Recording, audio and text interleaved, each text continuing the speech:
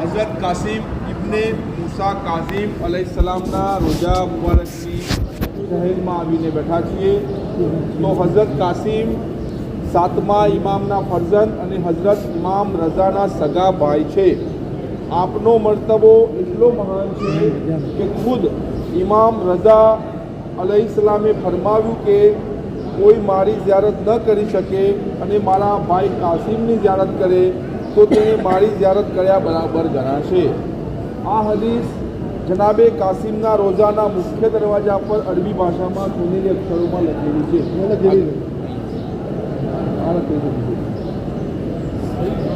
હઝરત કાસિમની વફાત 1992માં 42 વર્ષની ઉંમરે તેમના ભાઈ અલી રઝાની હયાતીમાં થઈ હતી.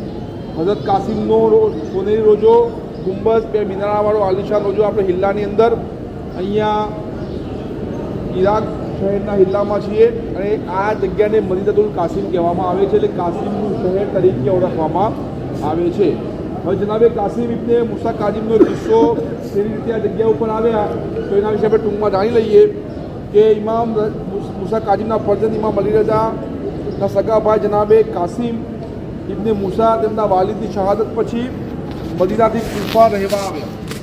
હારૂન રશીદ અબ્બાસીના જોર જુલમના ત્રાસથી તેઓ કાસિમે ગુપ્તવાસ અપનાવ્યો, એટલે કે પોતાને સૈયદ છે એવું એમને જાહેર ન કર્યું.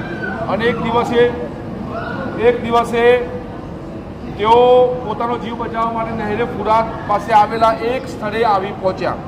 તેવામાં તેમણે નાની નાની બે બાળકીઓને જોઈ, એકબીજાને સાથે રમી રહી હતી અને એકબીજાને વાતો કરી રહી હતી. અને એ સમય દરમિયાન એમણે એક કસમ ખાધી કે બહક કે અમીરે સાહાબિલે ગદીર, મને જનાબે અમીરની કસમ કે જેમને ઇમામતની જાહેર ગદીરમાં થઈ હતી. આ શબ્દો સાંભળીને જનાબે કાસિમ મનમાં ખુશ થઈ ગયા અને બંને બાળકીઓને મોમીન મા બાપની ઓલાદ છે એવું સમજીને તેઓ બાળકીઓને પૂછ્યું કે તમે જે અમીરની કસમ ખાધી છે તે કોણ છે?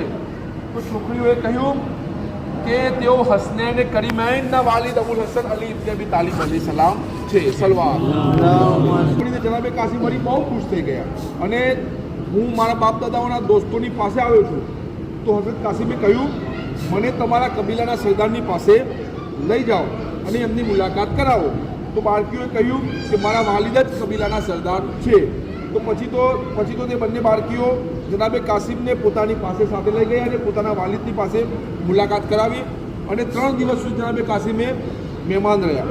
ચોથો દિવસ થયો તો કબીલાના સરદારને કહ્યું જનાબે કાસિમે કે મેં પૈગંબરે ઇસ્લામ સલ્લલ્લાહુ અલૈહિ વસલ્લમથી સાંભળ્યું છે કે 3 દિવસની મહેમાની હોય ત્યાર પછી કોઈના ઘરનું ખાવાનું સત્કો બની જાય છે, એટલે કે 3 દિવસ પછી આપણે જો કોઈના ઘરે જમીએ તો એ સત્કો થઈ જાય આપણા માટે.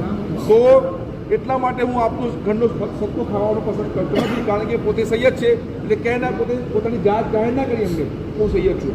સૈયદ કદી કોઈનો સત્કો ખાતા નથી, એટલે એમણે ચોથા દિવસે કીધું કે હું તમારા ઘર સત્કો ખાવાનોથી બચી જાઓ.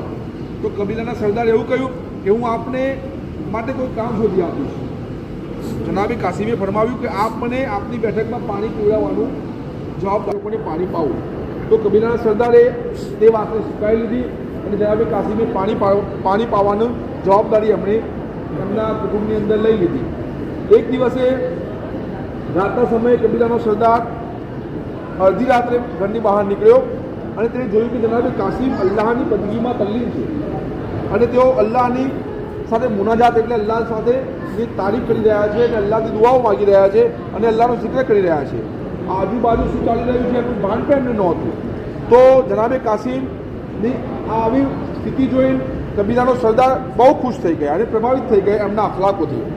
તો એમને લાગ્યું કે આ કોઈ ઇમામના દીકરા હોય એવું લાગે છે કે જેઓ આટલા અખલાકવાળા છે. તો જેવી સવાર થઈ તરત જ તેમણે કબીલાના સરદારના સભ્યોને ભેગા કરી કહ્યું કે હું મારી દીકરીની શાદી કાસિમ સાથે કરવા ઈચ્છું છું, કેમ કે અમને હસબ નસબ ખબર નહોતી. તો જનાબ આ કબીલાના સરદાર શું જોયું? અખલાક જોયા. તો આપણે પણ જ્યારે આપણા સમાજની અંદર જ્યારે જોઈએ તો એના અખલાક જોઈએ છીએ, હસબ નસબ જોયા પછી જોઈએ પહેલાં અખલાક પાડો છે કે નહીં એ જોયું. તો અખલાક જોઈને કબીલાના સરદારે પોતાની દીકરીની શાદી જનાબે કાસિમ સાથે કરવાનું નક્કી કર્યું. તો આ વાત ઉપર કબીલાના બધા સભ્યોએ ખુશી જાહેર કરી અને તેઓને જનાબે કાસિમને શાદી થયા પછી અલ્લાહ એક દીકરી અતા કરી. જ્યારે દીકરી 3 વર્ષની થઈ, જનાબે કાસિમ બીમાર પડ્યા અને પતિ તેમની તબિયત નાતદુરસ્ત હોવાના કારણે તેઓ બીમાર થયા, એમનું મોત નજીક આવી ગયું. તો એ વખતે જનાબે કાસિમના માથા પાસે બેસીને કુટુંબના કબીલા વિશે પૂછવા લાગ્યો, કબીલાનો સરદાર. તો તેમને કઈ જવાબ આપ્યો. તેથી અચાનક જ કબીલા સરદારે કહ્યું, હું બેટા હું જાણી ગયો છું કે તું હાશમી છે, એટલે કે તું સૈયદ છે.